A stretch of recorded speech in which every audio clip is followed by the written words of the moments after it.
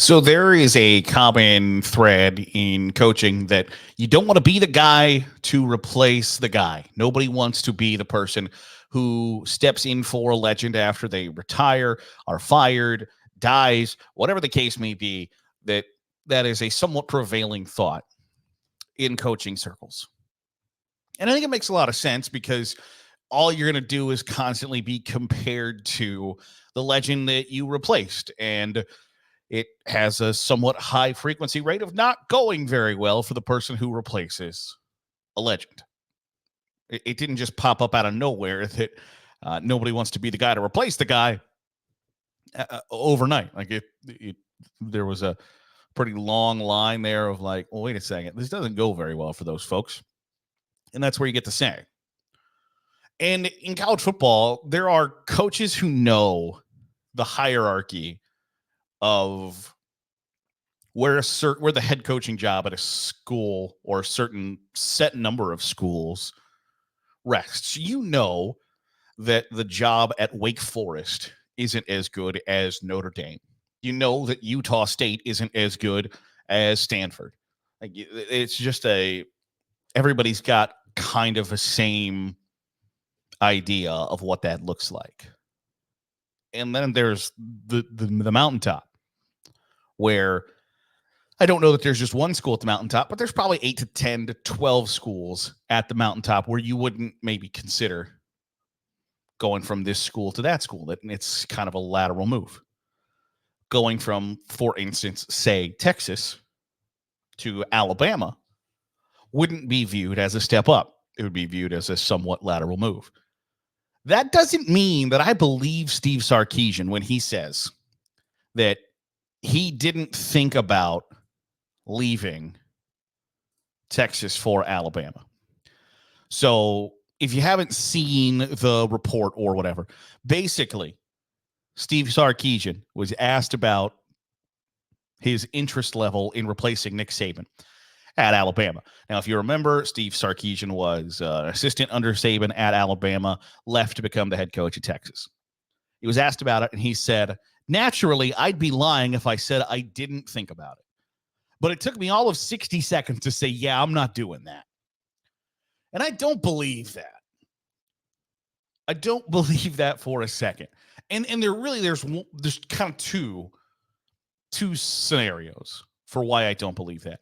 One, I think everybody in the profession probably thought for a moment of like, okay, do I want to replace Nick Saban at Alabama? And if you believe that you don't want to be the guy to follow the guy, then no, you're like, I'm not. Maybe in 2 or 3 years, I'll think about that. But no, I'm not going to be the guy to replace the guy right now. And then the other side is, if you think that's poppycock, then you go ahead and you think about like, okay, I'm going to, would I kick this around? And the answer is, yeah, you would. I think Steve Sarkisian, he admits, like, yes, did I think about it? Yes. But it took me a minute to say, I'm not doing that. And I don't know that I buy that, because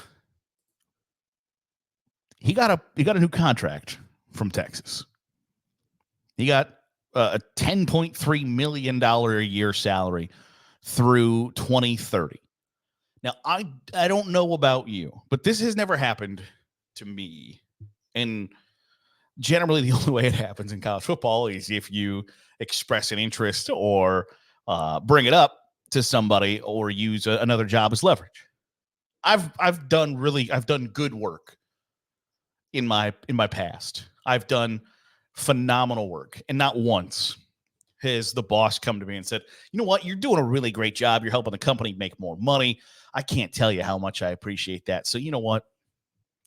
I'm gonna jack your pay up. I'm just gonna move you to the front of the line. I'm gonna make you the highest paid person in your position. Has that ever happened to you? Because it's never happened to me. Now, every once in a while, you will see, and generally this doesn't happen at the Texas, Alabama, Notre Dame, Ohio State, Florida, Georgia, LSU level of college football. It will happen at the Wake Forest, Syracuse, West Virginia, Michigan State, level of we don't want our guy to skedaddle to somewhere else that's viewed as the big time, etc. So I'm going to pay him out of the kindness of my heart without him having to ask, without him having to go interview somewhere else or try to use another job as leverage. It happens, but it doesn't happen at the mountaintop. It doesn't happen in the elite upper echelon programs. So for Texas, for just out of the kindness of their heart, and keep in mind, they did just go to the college football playoff where they lost a tough one to Washington, and they are thrilled with the job that Steve Sarkisian has done. But for them to just out of the kindness of their heart say, you know what, Steve, I was thinking, I was watching the bowl game, and you know what I thought? I thought we're not paying this guy enough. And so a month after the greatest college football coach to ever leave the game, a guy that you coached with and under at the school where the opening happened, where it could be viewed as you were unnatural to replace that guy. A month after they filled that job, we officially have decided you deserve a bigger and better contract. That doesn't happen. That does not happen. They don't. If it was before, if it was, between the bowl game and when Nick Saban announced, like, hey, I'm stepping aside, if they had decided to give Steve Sarkisian a new contract in that time frame, sure, it makes sense. But, and maybe I'm not giving Steve Sarkisian enough credit. Maybe he is a madman and was able to separate. Okay, I don't want to leave Texas for Alabama. And I don't blame him for not wanting to leave Texas for Alabama. What they have cooking at Texas is really good and impressive. When your backup quarterback, whose last name is Manning, goes 17 for 20 in the spring game, goes absolutely off, throws for a couple touchdowns, 330 yards, or whatever the hell it was, and that's your backup, you got things humming. So I don't blame Steve Sarkisian for not wanting the Alabama job. And maybe, just maybe, he has the ability to separate. Okay, did I think about it? Yes, for 60 seconds. And after those 60 seconds, I thought, I don't want to do that. And that's a completely logical decision to come to. Whether you come to that in 60 seconds is what I don't believe. But if he's able to decipher and put together the idea of like, okay, Nick Saban is leaving Alabama, I'm naturally going to be somebody that's going to be connected to this job. And then after a minute, you say, I don't want to leave Texas. I don't want that job. But I certainly could use that to get a raise. If he thought of that, if that's how it all played out, like, more power to you. You deserve a lot of credit.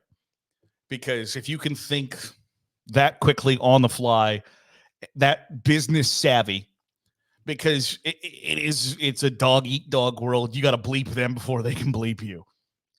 At the end of the day, that's all it comes down to. And so maybe Steve Sarkisian has been around the block enough to know I got to get every last dollar from these folks, because the second they get to sever my head, they're going to do it. I just don't know that people's brains work that fast that after a minute you go, I don't want that job, but also could this lead to me getting a pay raise down the line? Yeah. Okay. So the fact that you get a $10 million a year contract that gets you an extension through 2030 after Nick Saban announces he's retiring and leaving Alabama has me a little skeptical that maybe you might have thought about it for more than 60 seconds.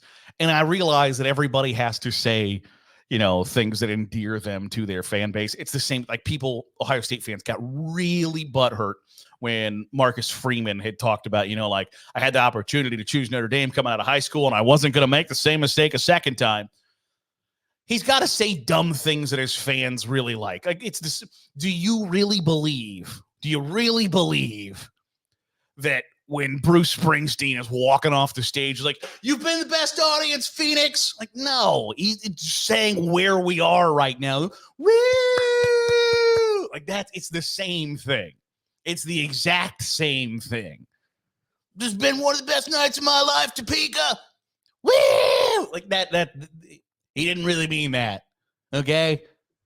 And so for Steve Sarkisian to say, hey, I thought about that for about 60 seconds, but by God, the job at the University of Texas at Austin is the world's greatest job. And you know what? People who, when they slice their arms open, when they're working on their trucks or whatever, and that burnt orange comes out, go, hell yeah, brother. Like, that's who he's playing to. But in a business aspect, do I really want, like, I think you thought about it for more than 60 seconds. I think you thought about it for at least a hot second. I think you thought about it long enough to shoot an email to your athletic director to say, like, we need to talk because the Crimson Tide are coming. And if that leads to you getting a $10 million a year contract, I mean, more power to you. But I don't believe you. I think you thought about it for a hot second. And I think anybody would think about it for more than 60 seconds. Anybody would weigh the pros and cons. And if he thought the pros were better at staying at Texas, then I don't know that I can argue with that.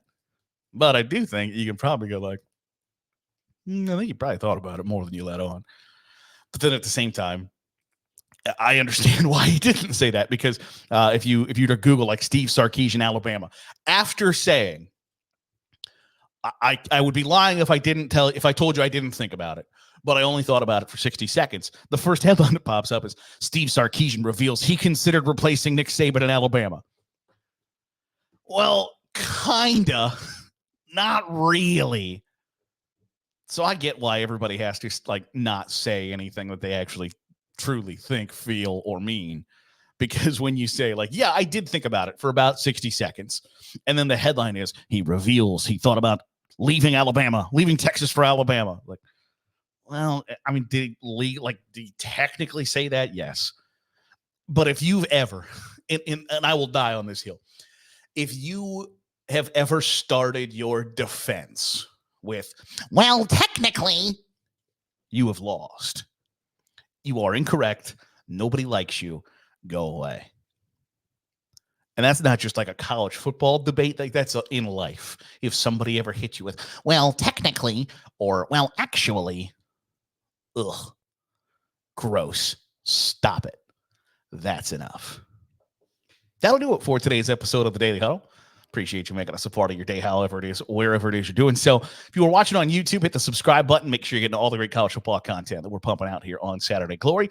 If you are listening on the podcast feed, drop a 5-star review. It goes a long way in helping out the channel. I'll see you tomorrow for another episode of the Daily Huddle here on Saturday Glory.